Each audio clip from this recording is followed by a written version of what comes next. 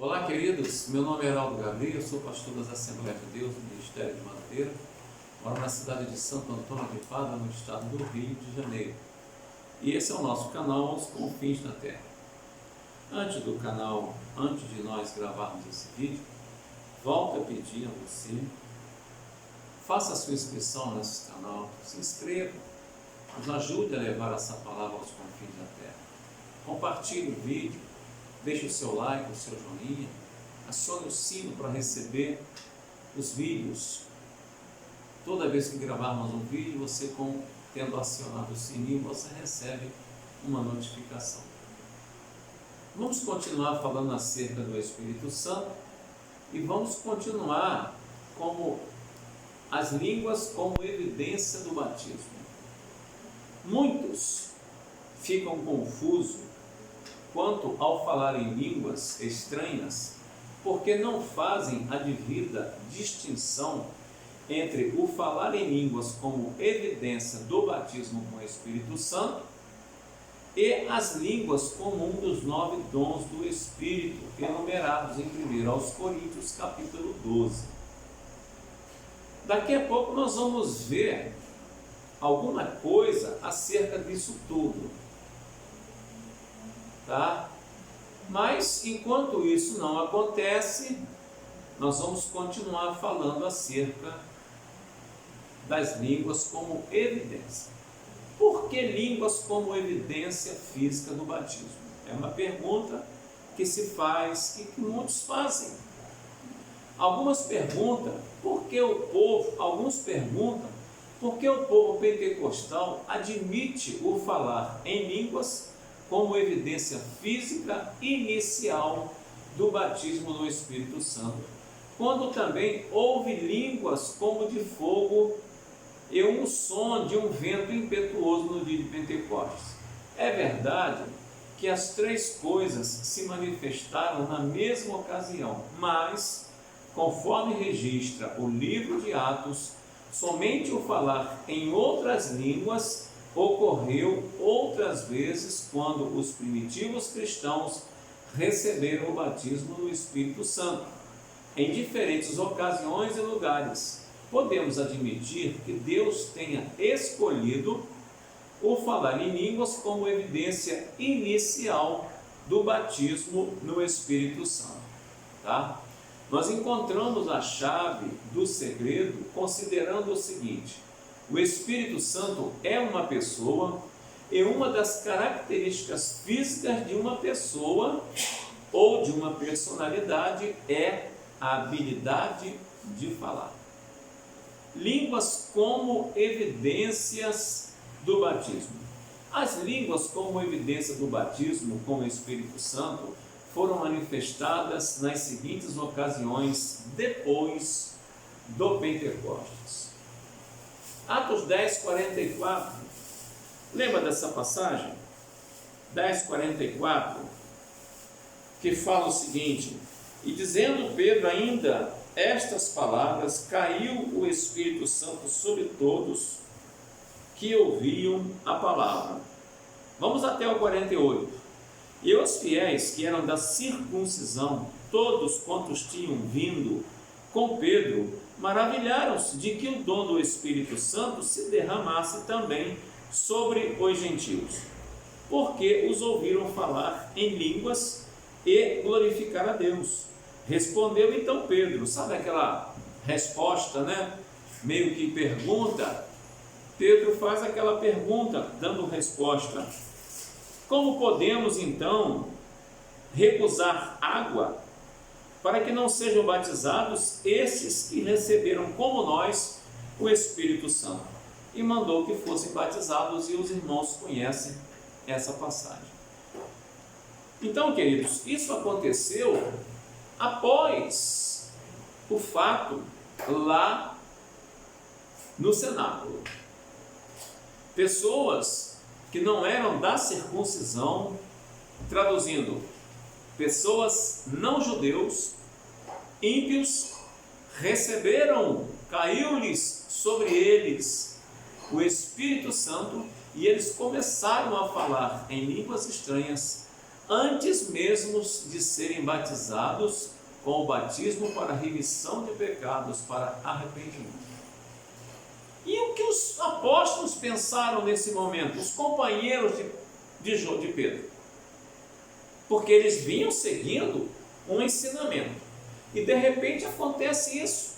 Pessoas que não eram do mesmo círculo de circuncisão deles, pessoas que não eram circuncidadas até então no prepúcio, pessoas que não eram circuncidadas, recebem o Espírito Santo e começam a falar em línguas estranhas. É certo que Pedro, ao relatar o fenômeno ocorrido na casa de Cornélio, não o considerou como um dom de línguas. Não julgou ser alguma coisa adicional em relação direta com o batismo apropriadamente dito. Na mente de Pedro e seus companheiros, o falar em línguas estranhas naquela ocasião estava inteiramente associado ao derramamento do Espírito Santo e era primariamente resultado do mesmo. Quando os gentios foram tomados por um arrebatamento e extasiados adoravam a Deus em línguas estranhas, Pedro simplesmente pensou no batismo do Espírito Santo. Atos 10:47, vou repetir. Porventura, pode alguém recusar água para que não sejam batizados estes que, assim como nós, receberam o Espírito Santo? Outro fato, eram as línguas em Éfeso algum ministério? Atos 19, 1 ao 7. Atos capítulo 19, versos de número 1 ao verso de número 7. Vamos ler para nós pensarmos direitinho. Isso aconteceu por ocasião da terceira viagem missionária do apóstolo Paulo. Ele pregou em Éfeso, tá? E veja o que aconteceu. E sucedeu que, enquanto Apolo estava em Corinto, Paulo, tendo passado por todas as regiões superiores, chegou a Éfeso e, achando ali alguns discípulos, disse-lhes: recebestes vós já o Espírito Santo quando crestes? E eles disseram-lhes: nós nem ainda ouvimos falar que haja Espírito Santo. Olha só, hein? Perguntou-lhes então: em que sois batizados então? E eles disseram: no batismo de João, ou seja, no batismo com águas. Tá? Perguntaram-lhes então, mas Paulo disse: certamente João batizou com o batismo do arrependimento, dizendo ao povo que cresce no que após ele havia de vir, isto é, em Jesus Cristo. Verso 5: e os que ouviram foram batizados em nome do Senhor Jesus. Impondo-lhes Paulo as mãos, veio sobre eles o Espírito Santo e falavam línguas e profetizavam. E verso 7 para terminar: estes eram ao todo os 12 varões. Meus queridos e meus amados, lá em Éfeso, os crentes foram batizados com o Espírito Santo e falavam língua estranha, conforme narração de Atos 19. Também não há aí base para crer que fosse qualquer ministério para se edificarem mutuamente. O Espírito os encheu de tal maneira que os discípulos ficaram tão dominados pela personalidade do Espírito Santo que não pensavam em edificação um dos outros. Outra vez, o poderoso impacto do Espírito Santo tinha produzido o efeito característico do enchimento pelo batismo, evidenciado, claro, pelas línguas estranhas. Assim, em qualquer lugar no livro de Atos, o falar em línguas é sempre resultado direto do enchimento do Espírito Santo. Não estando as línguas sujeitas a restrições em todos os casos mencionados em Atos 2:4, Atos 10:46 e Atos 19, parte B. 10, perdão, vou repetir. Todos falaram em línguas. Atos 2:4, Atos 10:4, 46 e Atos 19:6. Então, meus queridos, vamos prestar bem atenção. Talvez venha, né? Como eu recebi um comentário, e se a pessoa não tiver a faculdade da fala, ou se de repente a pessoa tiver a língua cortada por algum motivo depois de nascer? Fala 20 anos, de repente por algum problema perdeu a fala ou qualquer outro motivo semelhante. É claro que o Senhor Deus, Ele vai fazer com que a presença do Espírito Santo seja evidenciada através de outro ato qualquer. Nós não estamos aqui para dizer, se você não fala em línguas, você não é batizado com o Espírito Santo. Eu não estou aqui para falar isso, eu estou aqui para dizer o seguinte: é uma evidência, e uma evidência característica pela Bíblia, caracterizada pela Bíblia. Então, meus queridos, vamos pensar direitinho para nós não confundirmos a nossa mente e a mente de ninguém. Línguas como dom de elocução. No texto anterior, nós vimos, nos vídeos anteriores e hoje, agora há pouco, nós vimos que as línguas como evidência do batismo com o Espírito Santo é algo real segundo a Bíblia. Mas nós vamos ver agora também o fato do falar em línguas sobre outro aspecto doutrinário. Veja bem, em qualquer caso, embora haja diferença na operação e no propósito das línguas, a causa é sempre a mesma, sempre será. É preciso estar cheio do Espírito Santo. Mas vamos considerar o seguinte: 1 Coríntios, capítulo de número 12, versículo de número 7. 1 Coríntios 12, verso 7. Vejamos o que diz a palavra do Senhor.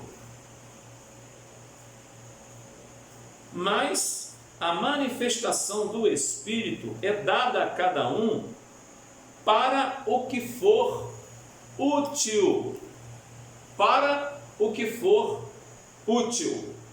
O Espírito Santo sempre opera visando o proveito da Igreja de Cristo e a glória devida a Deus. Há, portanto, justificáveis propósitos de sua operação através do dom que seja, não importa qual seja o dom.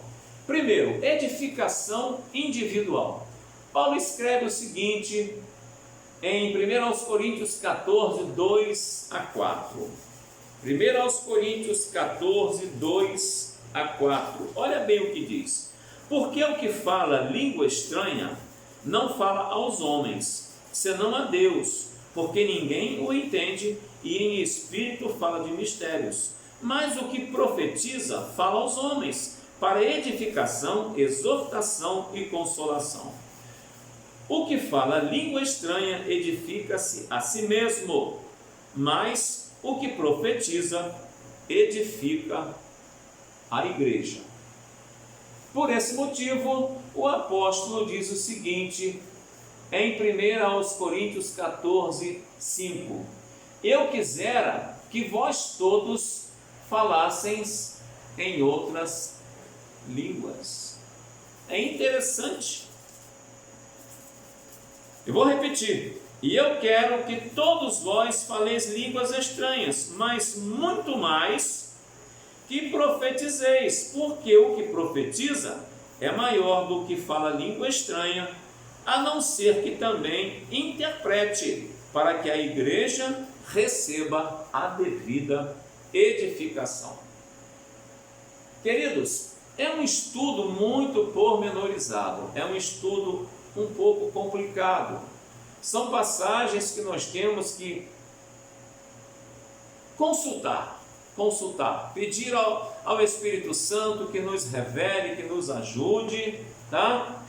Tem a edificação individual e tem também a edificação coletiva.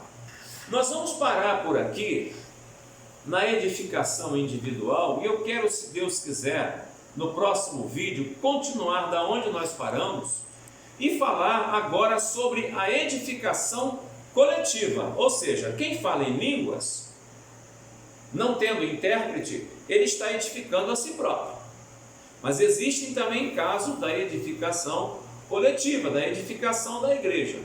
Mas não vamos esquecer o seguinte: o Espírito Santo está vivendo na terra o momento da graça com a igreja. O Espírito Santo está aqui para nos convencer do pecado, da justiça e do juízo. Eu creio nessa palavra. E você? Pode crer?